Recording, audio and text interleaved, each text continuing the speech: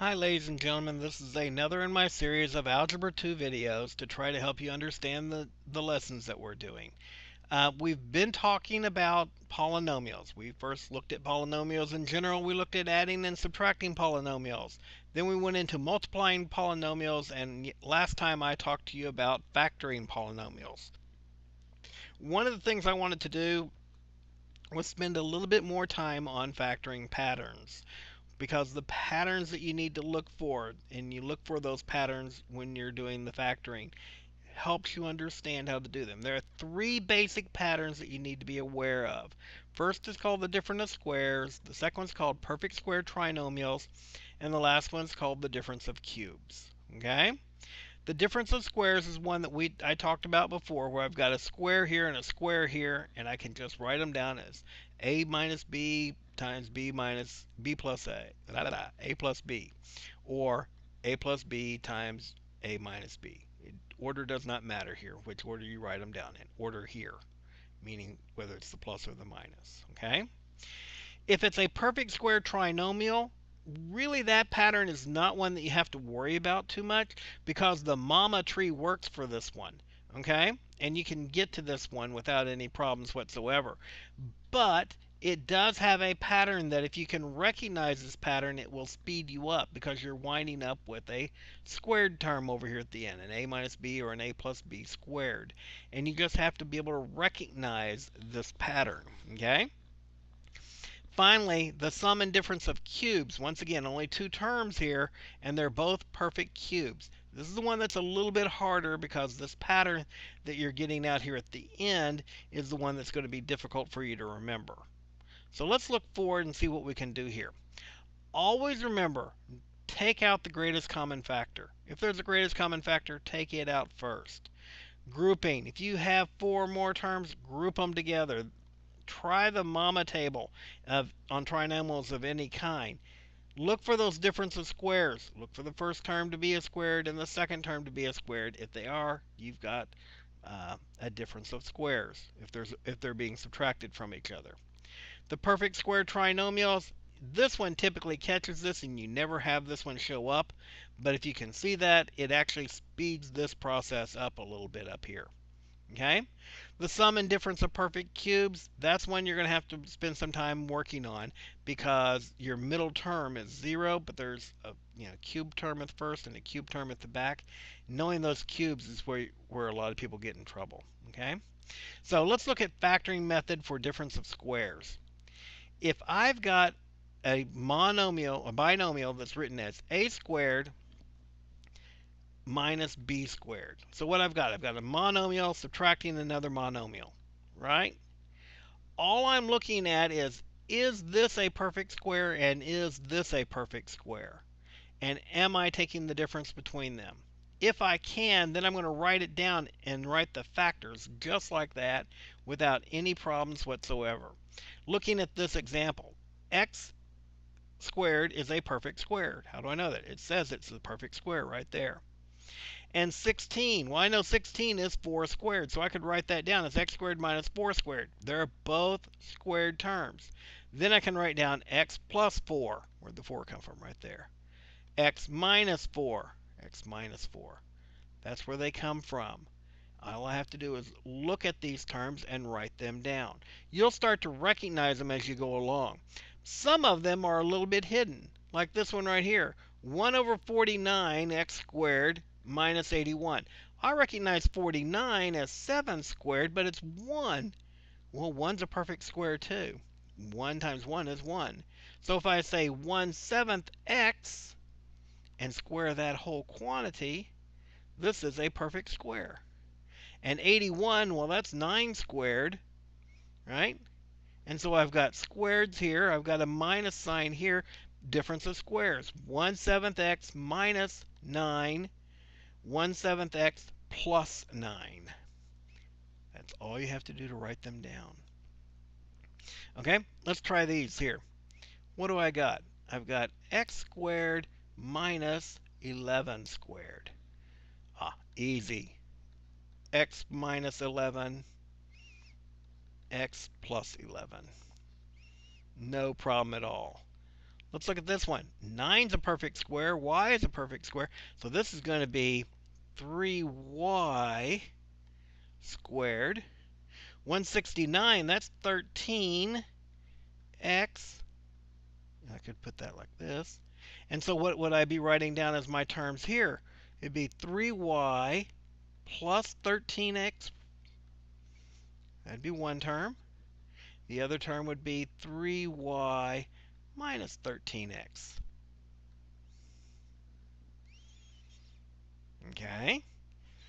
X to the fourth minus 16. Well, x to the fourth is really x squared, and 16 is 4 squared. And so when I subtract these, what do I get? I get x squared plus 4,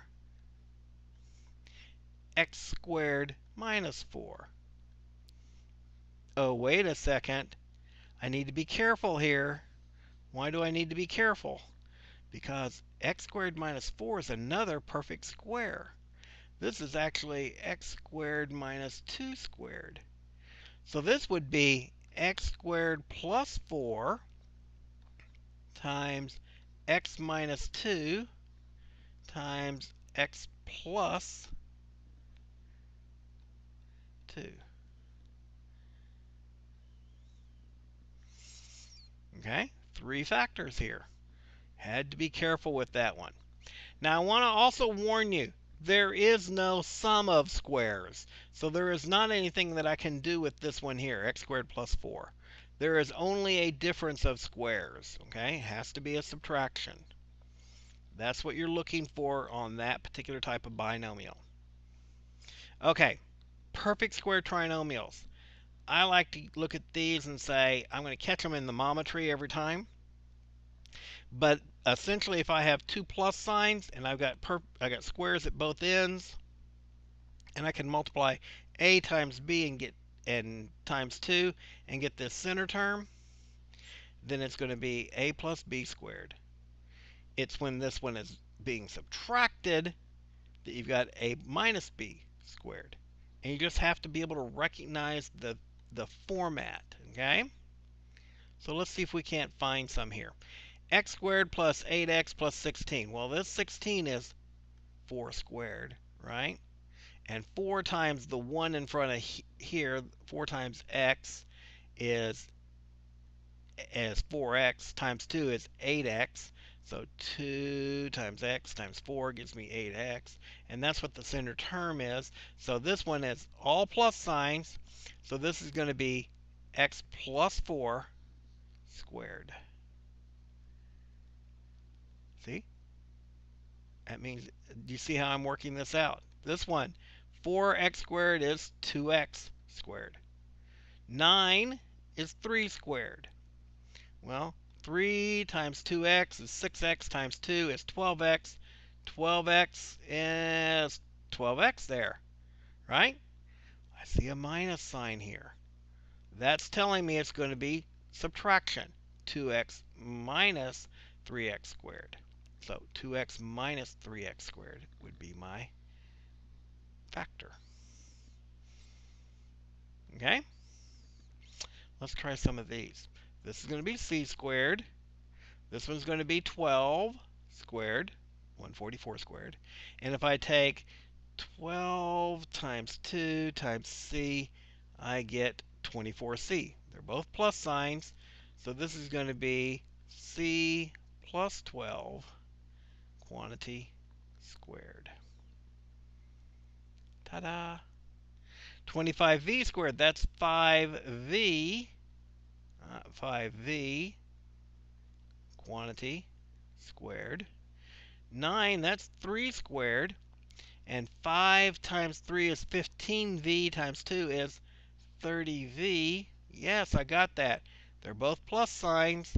This is going to be 5v plus 3 quantity squared. Okay? Looking at this one. This is 2 squared. This one over here is 7t quantity squared. And if I take 7t times 2, that's 14 times 2 is 28t. Yes, okay, that will work. Minus sign. That means I'm going to have 2 minus 7t quantity squared. See how easy these were to write down and do? Okay, now, difference of cubes makes sense. We had a difference of squares, so a difference of cubes makes sense, right? Sum of cubes, we did not have a sum of squares, so this one is the one that's the hardest one for me to remember right here, okay? But it's one that you got to start recognizing. The difference of squares has a minus sign in the first term. The sum of squares has a minus sign in the second term. This pattern is difficult to remember. I'm giving you the things that are going to be hard for you to recognize. But if you look at this, x cubed plus 64, sum, 64 is 4 cubed. 4 times 4 is 12. 4 times 4 is 16 times 4 is 64. And so I could write that down just from this information right here. I could write it down as x plus 4, x squared minus 4x plus 16. It is simple as that, as writing them down, if you can recognize the cubes. Okay? This one is 5 cubed. This one is 2y cubed. And so when you write them down, 2y cubed minus 5 cubed, that becomes differences. You write down 2y minus 5, parenthesis 2y squared, plus 2y times 5, plus 5 squared. 2y squared is 4y squared, plus 10y, plus 25. I've got it in simplest form. That would be the correct answer. Easy to do. It's really not intended to be hard. If I were looking at this one, I see a difference, so I know which one I'm looking for. 8 is 2 cubed, and x cubed is x cubed, obviously. So I'm going to have x minus 2, parenthesis.